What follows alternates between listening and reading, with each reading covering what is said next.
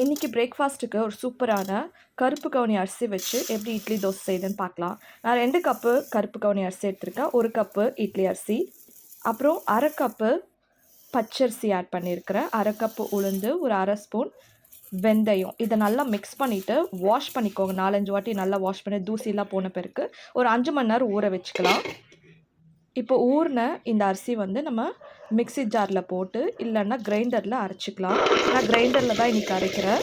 ரொம்ப வந்து ஸ்மூத்தாக அரைக்கக்கூடாது, கொஞ்சம் லைட்டாக கொரப்பாக இந்த அளவுக்கு அரைச்சி எடுத்துக்கோங்க. இப்போது 8 மணி நேரம் நல்லா புளிச்சு வருதான்னு பார்க்கலாம்.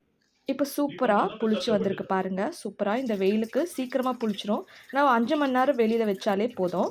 இப்போ நம்ம இதில் இட்லி எப்படி வருதுன்னு பார்க்கலாம். இட்லி பிளேட்டில் எண்ணெய் கொஞ்சம் தடவி இட்லி ஊற்றி ஒரு 10லேருந்து ஒரு 15 நிமிஷம் நம்ம வேக வச்சு எடுத்துக்கலாம். இப்போ பாருங்கள் சூப்பராக வெந்திருக்குது. நல்லா அழகாக பிங்கிஷ் கலராக இருக்குது. இப்போ இல்லை நான் தோசையும் ட்ரை பண்ணேன். தோசை கூட நல்லா கிறிஸ்பியாக வந்தது. நீங்களும் வீட்டில் ட்ரை பண்ணி பாருங்கள். இந்த மாதிரி ஹெல்த்தியான பிரேக்ஃபாஸ்ட்டு. உங்களுக்கு இந்த வீடியோ பிடிச்சிருந்தா லைக் பண்ணுங்கள், ஷேர் பண்ணுங்கள், சப்ஸ்கிரைப் பண்ணுங்கள். தேங்க்யூ, பாய்.